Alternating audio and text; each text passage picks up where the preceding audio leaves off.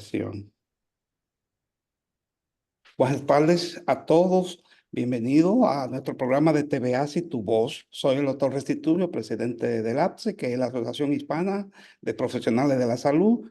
Hoy es sábado 9 de diciembre del año 2023. Se nos acabó el tiempo. Nuestra invitada, la licenciada Farah del Orbe, en breve será introducida por la doctora Carmen Rodríguez, la moderadora de esta conferencia.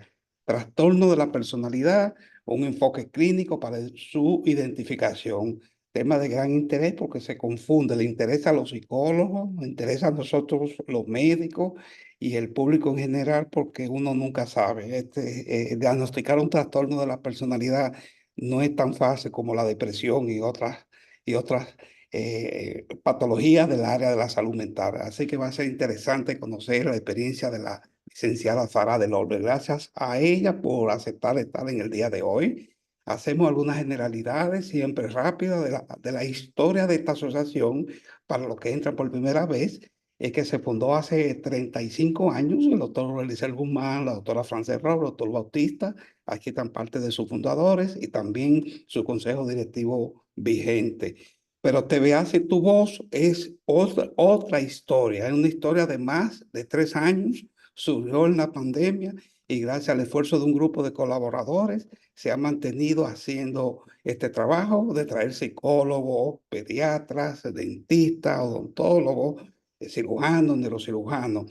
Aquí este panel de fotos que ustedes ven aquí, que por razones de tiempo no nos detenemos a mencionarlo a todos, perdonen si nos faltan algunos, pero este grupo de psicólogos, entre ellos la licenciada Collado, el doctor William, la doctora Germosén, la doctora Carmen, Evelyn, Raiza, Silveria Alcántara, nos ayudan con los invitados. Invitamos a los que hoy han entrado por primera vez, incluyendo a nuestra conferencista, Farad del Orbe, a suscribirse a TVA y Tu Voz para ser miembro de esta institución, de este canal y seguir recibiendo notificaciones. Ya tenemos más de 2.500 suscriptores y solamente falta usted.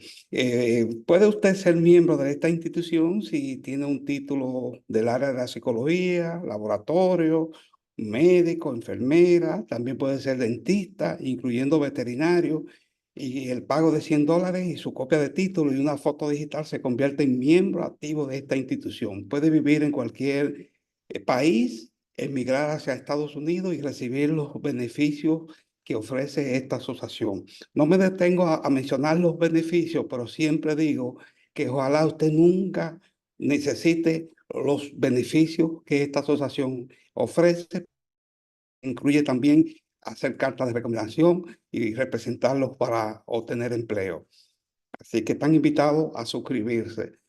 Los inmigrantes, enfermeras, enfermeros, médicos, dentistas llegan y necesitan empleo rápido y la manera más rápida que lo hacen es haciendo certificaciones aceleradas. Ese programa lo tenemos con una agencia que funciona en New Jersey, se hace en 4 semanas, se hace virtual y ya cientos de profesionales se han certificado y certificarse significa obtener un empleo rápido porque esto es lo que le piden cuando van a un hospital, a un laboratorio, a un nursing home o cualquier otra institución. Así que puede comunicarse con nosotros para más detalles.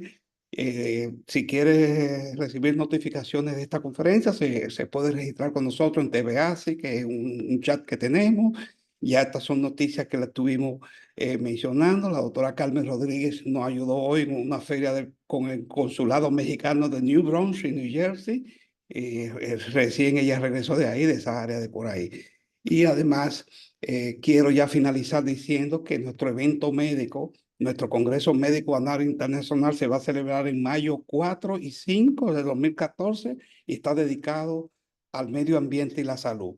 Están invitados a participar, a registrarse o a dictar conferencias. Doy paso a la doctora Carmen Rodríguez para introducir a nuestra invitada del día de hoy. Carmen. Sí, buenas tardes a todos. Muchas gracias, doctor Restituyo.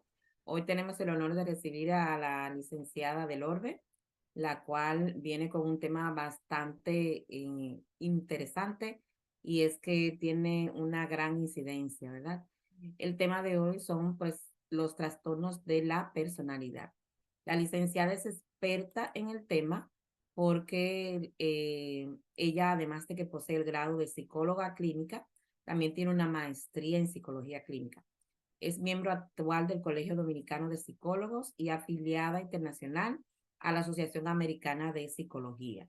Actualmente es asesora psicoemocional en el Departamento de Admisión del Instituto de Formación Técnica y Profesional en República Dominicana y posee práctica privada en el Centro Médico Energía Vital Activa, donde practica como terapeuta en trastornos de ansiedad, autoestima, trastornos de la personalidad y, por supuesto, alteraciones del estado de ánimo. Bienvenida y muchas gracias, licenciada Elorbe. Es un honor para nosotros recibirla a usted aquí hoy. Muchas gracias. Bueno, pues muchísimas gracias y realmente el honor es mío por darme la oportunidad y también quiero felicitarles por tener este espacio para llevar información y, como decimos nosotros, psicoeducar, porque sabemos que la salud mental realmente en estos últimos años ha estado muy comprometida y hay que trabajar mucho en eso todavía. Y nada, muchas gracias por la invitación. Si usted desea compartir pantalla, puede hacerlo ahora. Ah, claro, vamos a compartir por aquí. Ok, se puede ver, la pueden visualizar. Sí, ahora puede magnificar. Ok, sí, déjame ver.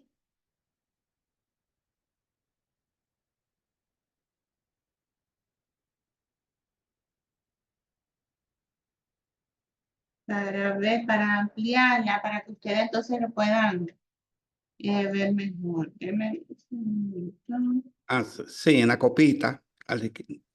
No, en la otra. Ok, sí, Donde está pero la que no veo, copita. no me da.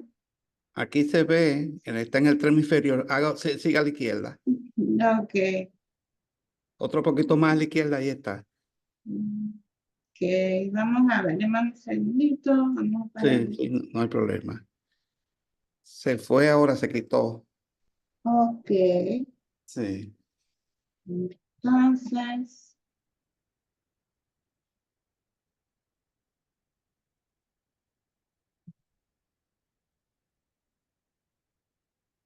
ok, por ahora, ok, por aquí lo tenemos. Sí, exactamente. Ahí Ok, ya se ve muy bien. ok, Del- entonces, Dele de nuevo. Ajá, ok, en la copita de nuevo. por aquí lo tenemos. Esto es en vivo, como dicen, ¿verdad? Así es. Pues bien, como se le comentó al inicio, vamos a hablar de los trastornos de la personalidad y los aspectos que tenemos que tomar en cuenta para identificarlos, porque solemos muchas veces a confundir términos, a confundir conceptos. Entonces vamos esta tarde a darle un poquito de luz, a llevarle un poquito de información para que ya estemos un poquito más claros y podamos nosotros mismos ayudarnos y ayudar a los demás. Cuando veamos que tiene algún comportamiento medio extraño, medio diferente. Miren, es importante, como decimos, comenzar desde el principio. Por ejemplo, vemos aquí qué es un trastorno, porque escuchamos mucho esa palabra, pero es importante saber el concepto. Y aquí lo vemos. Un trastorno se refiere a una condición que afecta el funcionamiento normal de la mente o del cuerpo. Puede manifestarse de varias formas y puede ser causado por una combinación de factores. Puede ser genético, puede ser nuestro medio ambiente y, claro, factores psicológicos. Básicamente, cuando tenemos un trastorno, pues todo nuestro organismo se altera, no tanto la parte emocional, porque más adelante vamos a ver que en la parte emocional pueden incidir otras cosas. Pero básicamente aquí podemos tener claro el concepto de un trastorno, que es algo que afecta a nuestro funcionamiento normal, diario, tanto en nuestra mente como en nuestro cuerpo. ¿Qué es un trastorno psicológico? O sea, yéndonos más ya a la parte que nos interesa, que es a la parte de psicología. En psicología, un trastorno se refiere a un patrón de comportamiento cognitivo, o sea, un patrón de nuestro conocimiento, de nuestro aprendizaje, o emocional, que causa un malestar significativo o un deterioro en el funcionamiento personal, social, ocupacional de un individuo, porque esta parte nos va a afectar nuestra interacción en nuestra sociedad, en nuestro entorno laboral, en nuestro entorno familiar, y de ahí depende lo que luego puede derivarse en los trastornos que vamos a ver más adelante. Estos trastornos suelen ser persistentes y difíciles de tratar, ya que afectan la forma en que una persona piensa, en cómo nos sentimos, cómo nos relacionamos con los demás. El tratamiento implica terapia, más bien psicoterapia, medicación en algunos casos, que lo vamos a ver más adelante, apoyo, tener una red de apoyo para ayudar a las personas a manejar los síntomas y mejorar la calidad de vida. Entonces, para también tener el concepto claro, porque como dice el título, trastornos de la personalidad, pues, ¿qué definición tenemos o qué concepto tenemos de personalidad? Y aquí podemos ver dos conceptos. Uno dice que la personalidad se refiere a un conjunto único de patrones emocionales, de comportamiento y cognitivo o de aprendizaje que caracterizan a una persona y que influyen en la manera en que esta persona interactúa. O sea, esa es nuestra personalidad. Son los patrones que nos definen emocionalmente, en la manera en que nos comportamos, cómo actuamos. Y algo muy importante que tenemos aquí es que la personalidad puede ir evolucionando. Porque si usted mismo se hace un autoanálisis, quizás usted no actúa como actuaba hace 10 o 15 años atrás. O digamos hace 3 años atrás. O sea, nuestra personalidad puede ir evolucionando. Es diferente al temperamento, que es algo que ya nace con nosotros. Pero en esta parte la personalidad puede ir evolucionando, precisamente debido a las experiencias que vamos teniendo con los años. Porque no reaccionamos a una situación igual que como reaccionáramos hace 1 año, 2 años atrás. O sea, esa parte es importante tenerla muy pendiente. Y yendo aquí, vemos que los trastornos de personalidad son afecciones mentales que se caracterizan por patrones rígidos, por patrones inflexibles de pensamiento, emociones y comportamientos que generan dificultades en la vida diaria de una persona y en sus relaciones interpersonales.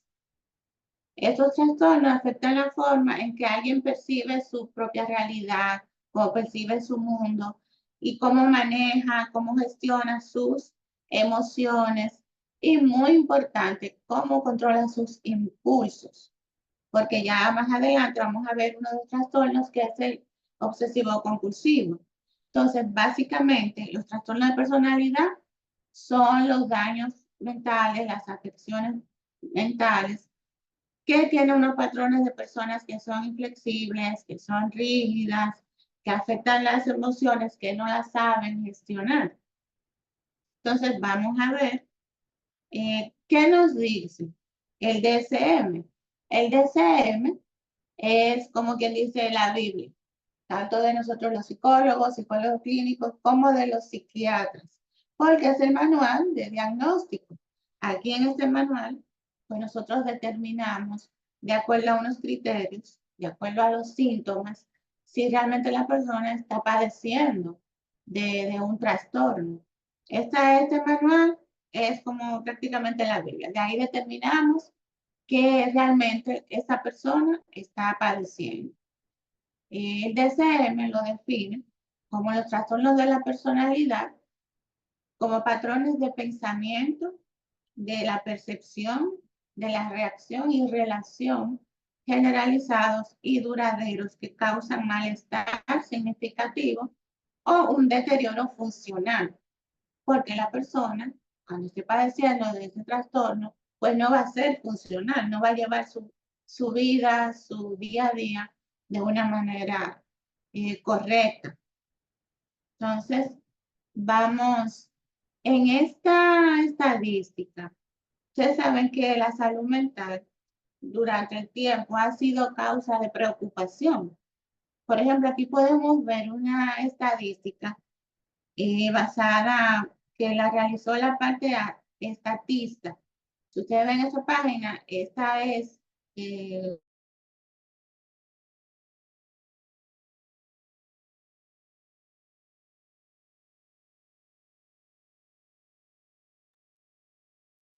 Se le fue el audio, no sé si allá, doctora.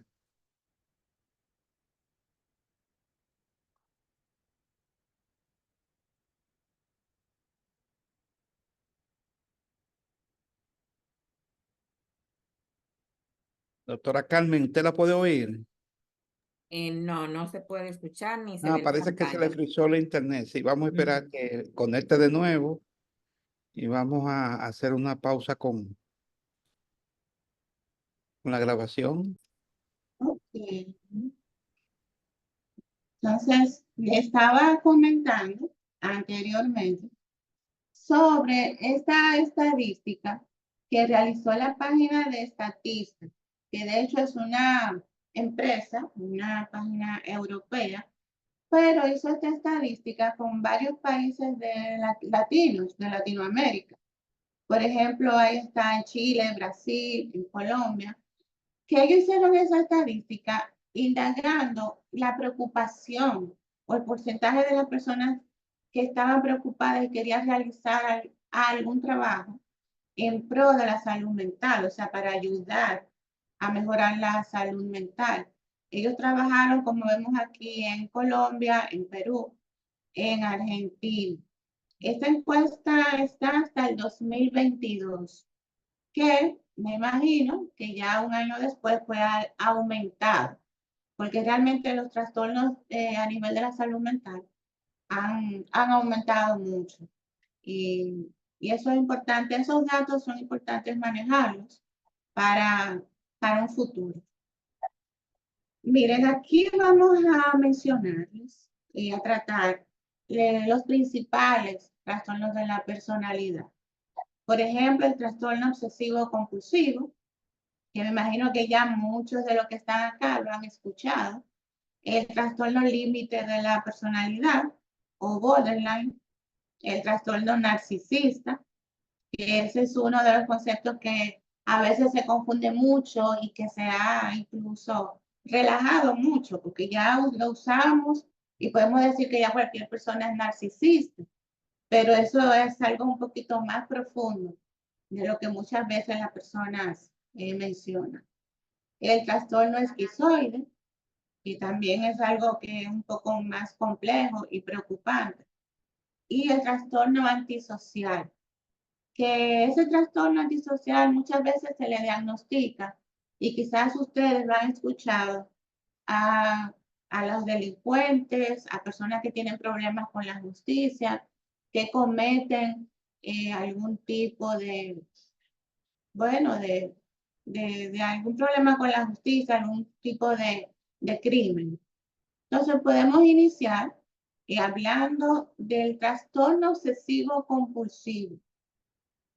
Y para esto vamos a ver el concepto de lo que son las obsesiones.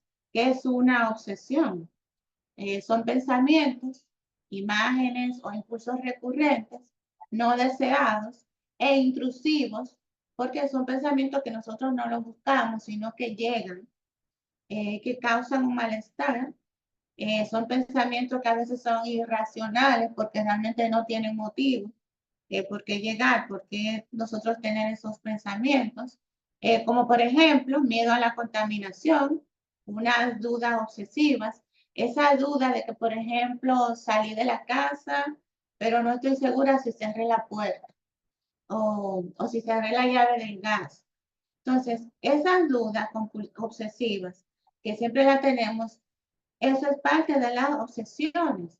Entonces, luego tenemos las compulsiones, que son las conductas repetitivas que la persona realiza en el intento de reducir la ansiedad que causa la obsesión. O sea, por ejemplo, tengo la obsesión de que dejé la llave del gas abierta, pues ahí me devuelvo para cerrarla. Entonces, ese acto de devolverme a cerrarla para confirmar que realmente la cerré, pues es la compulsión. Por eso yo lo hago para que baje el nivel de ansiedad. Y es porque como decimos aquí, tenemos varios ejemplos. El lavado excesivo de las manos. Vimos hace ya 3 años con la situación del COVID, que las personas se mantenían limpiando todo, desinfectando todo. Y las personas que ya tenían ese punto o rasgos de ser obsesivo compulsivo, pues ahí aumentó al triple, porque ustedes recuerdan cómo estábamos en esa época. Entonces, eso es parte, saber lo que es una obsesión, lo que es una compulsión. Es un trastorno de ansiedad, porque también lo podemos ver dentro del trastorno de ansiedad, aunque pertenece a un trastorno de la personalidad. Es que las personas experimentan pensamientos persistentes, intrusivos, como ya les mencioné, porque llegan sin nosotros quererlo, sin nosotros buscarlo. Indeseados, porque son obsesiones, que nos generan ansiedad. Y para aliviar esa ansiedad se lleva a cabo el comportamiento repetitivo o rituales, como las compulsiones. Por ejemplo, en esta imagen podemos ver a esta persona que quiere tener todo debidamente ordenado por color y en el debido lugar. Y eso es parte de ese trastorno obsesivo compulsivo, porque está obsesionada en colocar todo de acuerdo al color y en el lugar específico. Y creo que todos, de una manera u otra, conocemos a alguien con algún nivel de este trastorno del obsesivo compulsivo. ¿Cómo identificarlo? O sea, aquí podemos ver algunos puntos que nos pueden ayudar a identificarlo. Si nosotros tenemos parte de ese trastorno o si alguna persona, familiar, compañero de trabajo, lo tiene. Por ejemplo, las obsesiones recurrentes, las compulsiones, la interferencia, o sea, si ya esa parte, si esas obsesiones y esas compulsiones están dañando nuestro día a día, si están interfiriendo con nuestra rutina, el tiempo y la energía que le dedicamos a los rituales, por ejemplo, a devolvernos a verificar si la puerta está cerrada, y causa un malestar, tanto para nosotros mismos como para quien está con nosotros. Varía, como decimos aquí, el trastorno obsesivo compulsivo, varía en la severidad y la presentación en cada individuo. O sea, puede ser que yo lo tenga un poco más marcado, esos síntomas que sean más severos en mí que en otra persona. Y en relación al trastorno obsesivo compulsivo, pues esa parte podemos tenerla hasta ahí. Y creo, como les dije, que todos o conocemos a alguien con ese trastorno o tenemos algún síntoma. Miren, este trastorno, el trastorno límite de la personalidad, es uno de los que más ha aumentado en los últimos años. Y muchas veces este trastorno se puede confundir con la bipolaridad. Pero vamos a hablar de esta parte. El trastorno límite de la personalidad, también como borderline, es un trastorno mental que se caracteriza por una serie de patrones, de pensamientos, de comportamientos y de relaciones inestables. La persona con el trastorno límite suelen experimentar con dificultad, una gran dificultad para regular y manejar sus emociones, lo que puede llevar a cambios drásticos en el estado de ánimo, y relaciones turbulentas y una imagen distorsionada de sí mismos. O sea, son personas que no tienen un autoconcepto claro, una autoimagen claro y no ven la realidad de la forma en que deben de verlo realmente. Y como dice aquí, eh, manifiesta o presenta cambios drásticos en el estado de ánimo. Por eso puede confundirse con la bipolaridad. En el trastorno límite, vemos que el DSM nos habla de los siguientes síntomas. Un alto grado de impulsividad, porque una persona con límite es muy impulsivo. Relaciones personales intensas, son muy inestables, agresividad desmedida, una identidad personal muy difusa y no la tienen muy clara, inestabilidad afectiva, muchos cambios en el humor, intolerancia a la soledad, sentimientos de un sentimiento muy profundo, muy marcado de vacío, y ya cuando llegan a un grado muy superior, pues tienden a la automutilación. No sé si ustedes han visto casos, incluso hay películas, ustedes ven que presentan a unas personas que se mutilan, que se aruñan, se hacen daño, se autoagreden. Inestabilidad emocional, las relaciones inestables, la impulsividad, la inestabilidad en su autoimagen, porque como les mencionaba, no la tienen muy clara. Y tienen mucho miedo, presentan mucho miedo al abandono. En cuanto a la persona límite o borderline, estos son los factores de cómo podemos identificarlo. Y aquí les voy a mencionar cuáles serían las diferencias entre la bipolaridad y el trastorno límite. En el trastorno límite hay inestabilidad emocional, los cambios de humor son rápidos y ocasionados por un evento específico. En el trastorno bipolar, los cambios extremos en el estado de ánimo, los episodios depresivos se presentan con una tristeza profunda, los episodios maníacos presentan alta energía y euforia. Pero ¿qué pasa? En el trastorno límite, esos cambios son causados por algo. O sea, algo los detone, algo causa eso. Sin embargo, en la bipolaridad, esos cambios se pueden presentar sin ningún motivo. Aquí podemos ver una nota que les puse. Mientras en el trastorno límite de la personalidad centra más la inestabilidad emocional y las relaciones interpersonales, el trastorno bipolar se caracteriza por el cambio en estados de ánimos opuestos. O sea, podemos tener una depresión muy marcada, una depresión mayor, y luego estar en una euforia. Ahí podemos ver la diferencia. Por eso les decía al principio que este tema era súper interesante porque solemos confundir muchos términos y hay personas que aún están confundidas y catalogan o encasillan a una persona sin realmente tener la información. Aquí hay una parte, el trastorno narcisista de la personalidad, que es en los últimos tiempos quizás lo hemos escuchado más de la cuenta, porque más ahora en los jóvenes han estado usando ese término de una manera a veces incluso muy equivocada, muy errada. Podemos ver el concepto que dice que el trastorno narcisista de la personalidad es un trastorno mental que se caracteriza por un patrón general de grandiosidad, de necesidad de admiración, de una admiración excesiva y la falta de empatía hacia los demás. En ese punto creo que hagan un poquito de énfasis, la falta de empatía hacia los demás. Lo vamos a ver un poquito más adelante.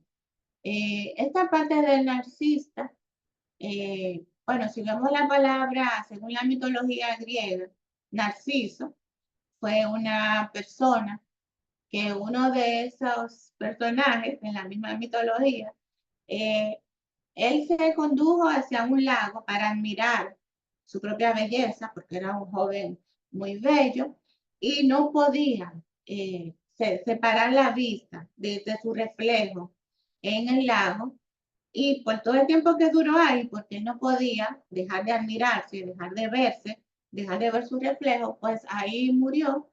Y se dice que en ese mismo lugar donde él murió, entonces nacieron los narcisos. Ahí empezaron a decir, pero narciso me refiero a las flores. Yo imagino que ya ustedes la conocen, principalmente las damas que están aquí. Entonces, eso es un poquito, yéndonos a lo que es la palabra narciso, de donde surgió, de la mitología griega, pero lo que nos compete ahora, de la parte psicológica, vemos que son personas con ese patrón de grandiosidad y, como le dije, la falta de empatía. Hay algo aquí que quiero marcar, que es la diferencia entre el narcisismo y el egocentrismo, que también a veces lo podemos confundir, una persona muy egocéntrica, pero puede ser egocéntrica y no ser narcisista. Por ejemplo, el narcisismo es un trastorno. Una persona egocéntrica o el egocentrismo es un rasgo precisamente de la personalidad.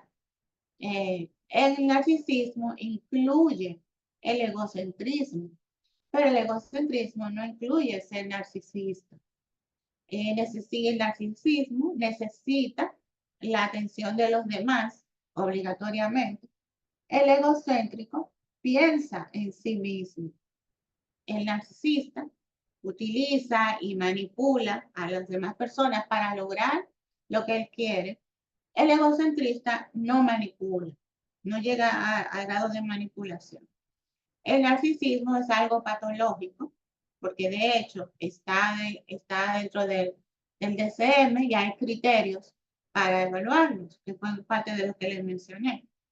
Y el egocentrismo es normal en la infancia, porque si ustedes se fijan, los niños, y cuando están pequeños, por ejemplo, cuando están jugando, en algún momento solo piensan en ellos, solo piensan en jugar, en su bienestar. Si en algún momento, por ejemplo, desde la primera etapa que quieren ser amamantados, pues ellos lloran, llaman la atención, porque eso es lo que les interesa. En ese momento no están pensando en los demás, sino simplemente en satisfacer esa necesidad que tienen en ese momento. Por eso tienen esa parte de egocéntricos, principalmente en esas primeras etapas que lo que quieren es satisfacer sus necesidades. Pero eso es en la infancia, principalmente en la primera, es algo normal. Estos son algunos puntos que dentro de la personalidad narcisista, que necesita admiración, la falta de empatía, ese sentimiento de grandiosidad. Hay algo que ellos aplican mucho y es la explotación interpersonal. Pueden aprovecharse de las demás personas para alcanzar sus propios objetivos, sin mostrar remordimiento por el impacto que tienen en los demás. Ellos simplemente quieren lograr su propio beneficio. Hay una parte que es la fragilidad emocional, porque a pesar de tener esa imagen de seguridad, de confianza, ellos sienten mucho temor a ser despreciados. Y en esa parte son muy frágiles. El narcisista es muy frágil a experimentar esa parte. Entramos luego, podemos ver aquí, el trastorno esquizoide. El trastorno esquizoide es un trastorno mental caracterizado por un patrón persistente de apatía, de aislamiento social y una falta total de interés en relacionarse y de socializar.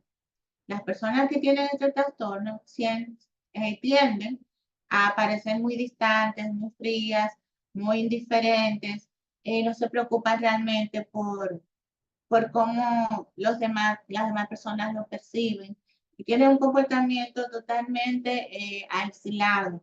Cuando ese trastorno llega a un nivel muy amplio, pues ahí puede padecer o llegar lo que son las alucinaciones, el hecho, por ejemplo, de escuchar voces, ahí se puede complicar muchas veces. Y este es uno de los trastornos que puede tener un factor hereditario.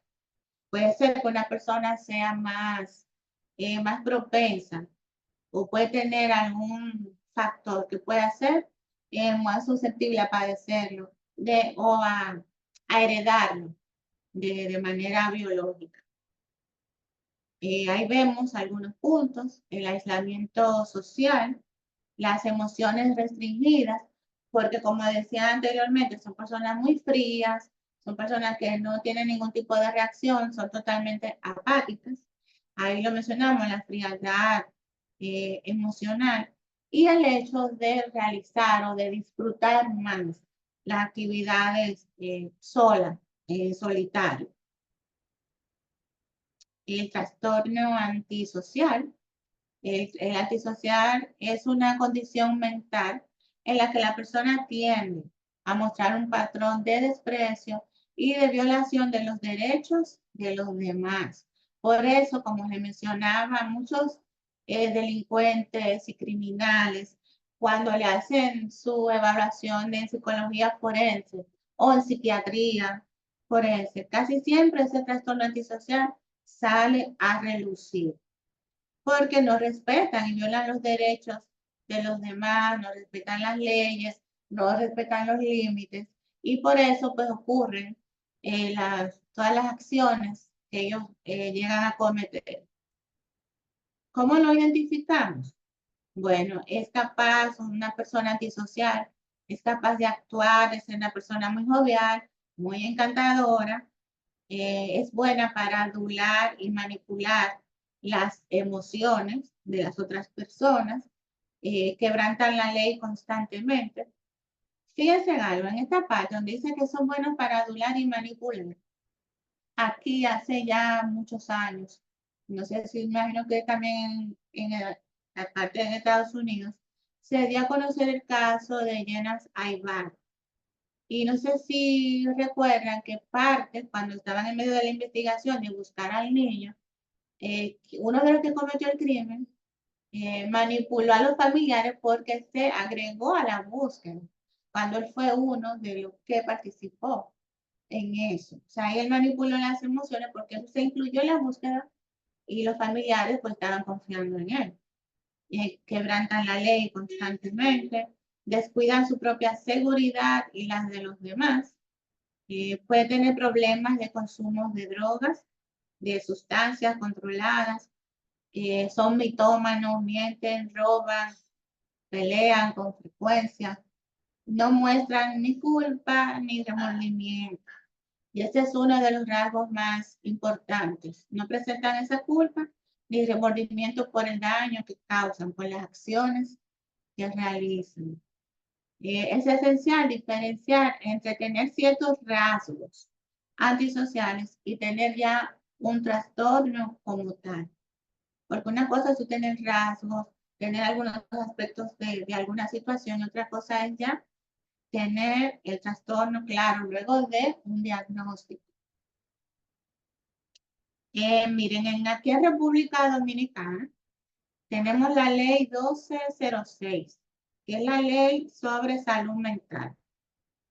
Esta ley nos habla, nos menciona de la protección que deben de tener y de las acciones que se deben de llevar a cabo, crear más instituciones para ayudar a las personas con problemas de salud mental, el derecho que tienen a estas personas de ser protegidas.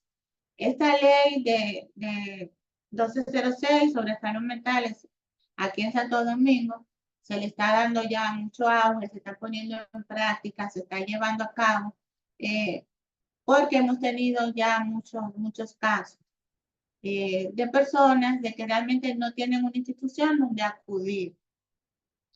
Aquí vemos en esta estadística hasta el 2016 el número de casos que se fueron acumulando en República Dominicana del 2013 al 2016. Y claro, del 2016 hacia acá es mucho lo que han aumentado los casos de trastornos mentales. Vemos que, por ejemplo, los intentos suicidas, el alcoholismo, las crisis de ansiedad, vemos esos casos, vemos los números y son realmente un poco preocupantes.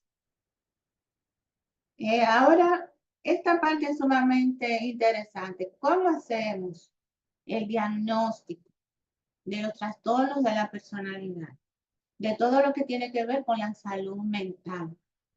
Por ejemplo, para nosotros diagnosticar que una persona es obsesiva compulsiva o que una persona tiene un trastorno límite, lo primero se hace la entrevista clínica, o sea, que acuda a su terapeuta. Esta entrevista clínica pues la puede hacer tanto el psicólogo como el psiquiatra.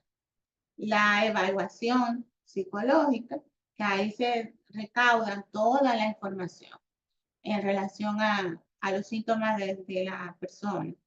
La aplicación de pruebas psicométricas, pruebas psicológicas.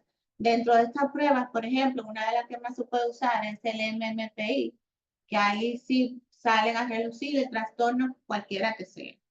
Trastorno obsesivo compulsivo, trastorno narcisista, el esquizoide, paranoide, aunque dentro del esquizoide puede haber paranoia. Pero la prueba MMPI es una de las que más se utiliza. Utilizamos también el 16FP, que son los 16 rasgos de la personalidad. Esa es una de las que se suele utilizar mucho. La observación, se observa el comportamiento de la persona, tanto en su ámbito normal como durante la entrevista o la evaluación. La evaluación médica es sumamente importante. Y yo sé que dentro de nosotros, dentro de la asociación, hay varios médicos, porque fíjense, es muy importante antes de un diagnóstico de salud mental como tal, la parte médica debe de jugar un rol, tener una parte muy importante antes de hacer el diagnóstico, porque una persona, por ejemplo, puede tener problemas de tiroides, por ejemplo, un hipertiroidismo, cuando esas glándulas que manejan la tiroides, que manejan lo que las hormonas, cuando eso está a niveles altos, ese descontrol, pues ahí pueden haber problemas de irritabilidad, ahí pueden haber problemas de estrés, ahí puede haber problemas de cortisol. Que el cortisol es la hormona que maneja todo lo relacionado a regular las emociones, sobre todo el estrés. Si es lo contrario, por ejemplo, el hipotiroidismo, que es ya un nivel bajo, cuando esos niveles hormonales, ese desequilibrio está muy bajo, pues ahí puede llegar lo que es la depresión. Entonces, por eso es muy importante que un conjunto de médicos también participen en la evaluación. Por ejemplo, si hay un problema de diabetes, eso también puede influir, porque una persona con algún tipo de diabetes puede tener problemas de ansiedad, porque ustedes saben que deben de llevar un ritmo de vida diferente, cambiar su ritmo de vida, estar sometidos a medicación, y eso le ocasiona mucha ansiedad. Y si los niveles de azúcar y glucosa están normales, pues ahí pueden ver y llegar problemas emocionales. Y claro está, los criterios del DSM para nosotros evaluar, ver si esa persona cumple con esos criterios, principalmente en el tiempo, viendo todos esos síntomas. Eso es parte, como dije, muy importante para nosotros hacer el diagnóstico, todos esos puntos, antes de llegar a decir que una persona, por ejemplo, es esquizofrénica, todos estos patrones deben de llevarse a cabo. ¿Cuáles tratamientos podemos aplicar? ¿Cuáles tipos de terapia? Básicamente, la parte psicológica, la terapia cognitivo-conductual, terapia dialéctica conductual, la terapia interpersonal, terapia familiar y claro está la medicación. La medicación ya cuando se entienda que es necesario. Con la terapia cognitivo-conductual, pues se realiza el trabajo para que la persona vaya modificando esos patrones de pensamientos, de comportamiento, que vayan sustituyendo esos pensamientos por otros, que no le afecten su funcionalidad. Aquí vemos, bueno, la parte las estadísticas que le mencioné ahorita, y básicamente, como les dije, los tratamientos, si hablamos de medicación, ya en la parte de la medicación, que ahí entra lo que es el psiquiatra, se puede trabajar mucho con los depresivos, con ansiolíticos, que son básicamente las partes que más se usan. Si hablamos, por ejemplo, del tratamiento en el trastorno para la personalidad límite, se puede usar mucho lo que es este tratamiento que también utilizan para la bipolaridad, que es, bueno, no tengo ahora mismo el nombre, se me olvidó, quizá más adelante se los diga, pero básicamente en esa parte trabajamos con, o el psiquiatra trabaja con antidepresivos, ansiolíticos y con los reguladores de los neurotransmisores,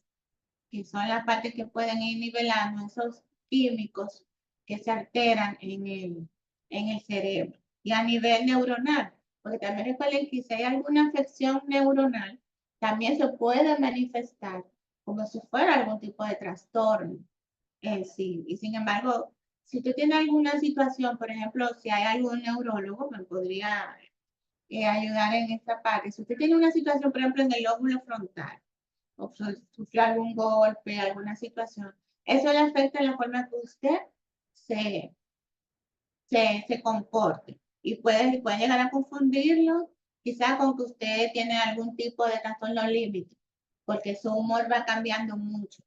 Pero no es por un trastorno de la personalidad, sino es por un desequilibrio a nivel neuronal. Y creo que ahora llegaría el momento, si tienen alguna pregunta, estamos dispuestos para contestarle y darle de nuevo las gracias por la oportunidad. Gracias, licenciada Del Orbe. ¿Alguien tiene comentario, una pregunta? Pueden abrir sus micrófonos o levantar la mano como deseen. También pueden escribirlo en el chat. ¿Quién se anima?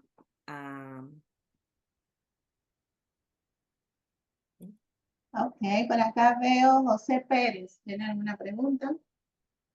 Si puede abrir el micrófono. Buenas noches. ¿Se me oye? Sí, así es, correctamente. Sí. Doctora, usted habló en que el narcisismo hay manipulación y en el egocentrismo no. Entonces, Exacto. doctora, yo empíricamente a veces he notado que los egocentristas, en una forma velada, una forma no notable, también ellos manipulan para ser el centro de la atención de los demás. He notado eso empíricamente, yo no soy un psicólogo. ¿Qué usted podría decirme sobre eso? Sí, pero fíjese que el egocentrista no está catalogado como un trastorno. Por eso, para que tuviera más o menos la idea, le puse el ejemplo de los infantes.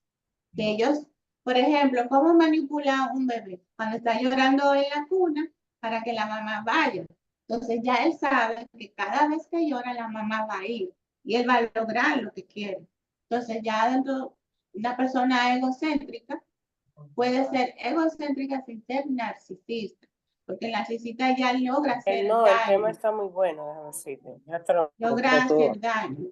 Realmente el narcisista Morfe, no perdone. piensa y no tiene remordimientos. Pero un egocéntrico sí piensa solamente en él, pero no a ese nivel. Bien. Doctora Carmen, parece que Ana Morfe, la psicóloga, quiere comentar algo o preguntar algo.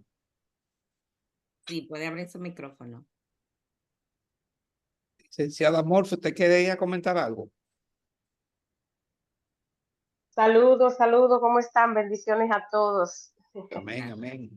Felicitar a la doctora, esa exponencia está maravillosa y de verdad que nos ilustra.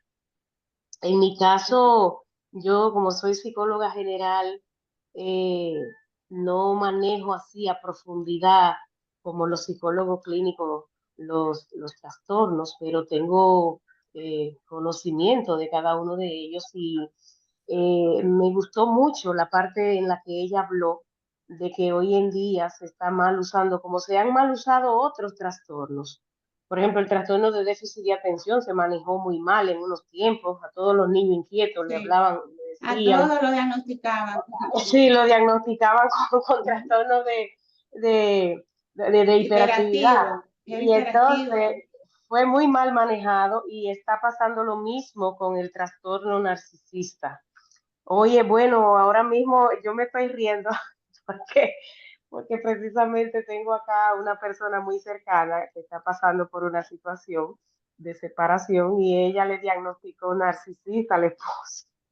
Y yo le explico de que eso no es tan fácil, o sea, a simple vista, hacerle un diagnóstico a una persona y que ese diagnóstico caiga en un trastorno. La importancia de nosotros como psicólogos orientar, sacar hacia afuera constantemente estos conocimientos que Dios ha permitido que nosotros tengamos, porque realmente hay mucha ignorancia a nivel de lo que son los conocimientos en el área de psicología.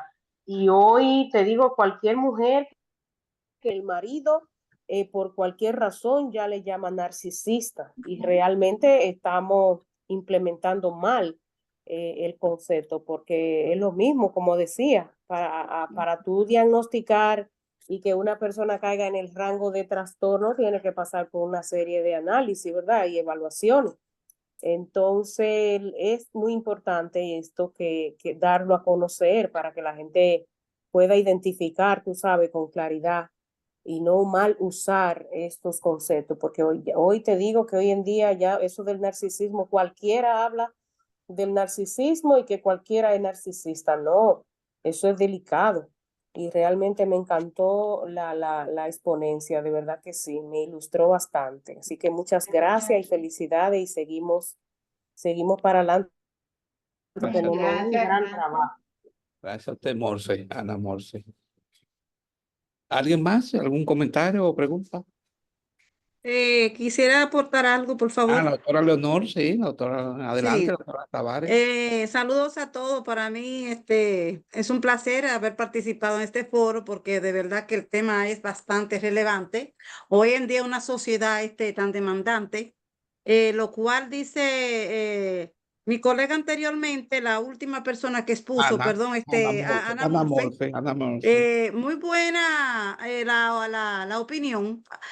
No obstante, yo quisiera resaltar que tenemos que tomar en cuenta nosotros como terapistas, especialmente como dice ella, que lo que estamos un poquito más especializados en el área clínica, tenemos que tener un poquito más claro que una persona narcisista nunca, jamás va a ir a buscar ayuda para ser evaluado. Entonces, ¿cómo nosotros podríamos distinguir una persona que es narcisista, que obviamente no va a buscar la terapia, al menos que en el fondo entienda que tiene este problema, pero por sí solo la palabra misma lo identifica como un narcisista, o sea, una persona que demanda que lo que es su autoridad es lo que vale. O sea, la opinión de las otras personas no cuentan. Y hay que enfocarse todo el tiempo en lo que esa persona dice, porque es lo que entiende, que es lo que es su realidad y es lo que va. Entonces, no podemos caer tampoco en el dilema de decir, no, que fulano de tal o perencejo le puso un label a fulano de tal cosa y esa persona no se le hizo un, digamos, análisis, no pasó por ningún test, no se llegó a una conclusión, solamente se está estipulando una idea. Bueno, señora, hay que ser realista. El comportamiento por sí solo habla sobre la persona. O sea que una persona que hace droga, no reconoce que tiene su problema de droga, pero es una persona que hace droga y su comportamiento está generando cierta situación en su cuerpo ¿verdad? Su cuerpo genera la reacción de la droga y obviamente entonces cambia su comportamiento y su mentalidad. Ya es otra persona. Y esa persona no ha sido todavía evaluada, pero sí lo está mostrando que tiene un problema. Entonces, quiero decir que se puede un poquito más, diría yo, apreciar, aunque no 100% confirmar. Sí, claro, trastornos de la personalidad en algún individuo, sea mujer, llámese hombre, llámese niño, porque nosotros vamos mirando cuál sería de todos los trastornos que nosotros tenemos claro en el DM5, cuál de esos trastornos aplica a esa persona y por qué estamos buscando concretar qué tipo de trastorno tiene. Es decir, que se supone que ya hay un comportamiento que nos está llevando en esa dirección. En otras palabras, para concluir, lo que yo quiero decir es que por hecho, el comportamiento del ser humano, hablando ya en sentido general, nos da una pauta a seguir a nosotros los terapistas de cuáles o cuál tipo de test nosotros debíamos aplicarle a una persona que está mostrando un tipo de comportamiento en particular, sea narcisista, sea egocentrista, sea cualquier tipo de trastorno. El comportamiento de esa persona que nos lleva a nosotros decir, bueno, realmente yo estoy mirando que es lo más posible que esta persona realmente esté bajo el comportamiento tal. Con Entonces, ¿cómo le hago un la historia diagnóstico? clínica, doctora, la historia clínica. Exactamente, haciéndole la historia clínica y una evaluación paulatina de lo que esta persona ha estado manifestando por cierto tiempo. Quiero decir, eso era todo. Gracias, doctora Leonor Tavares. Gracias. Farah, ¿algún comentario? Doctora, licenciada. No, realmente es así. Hay que tener mucho cuidado.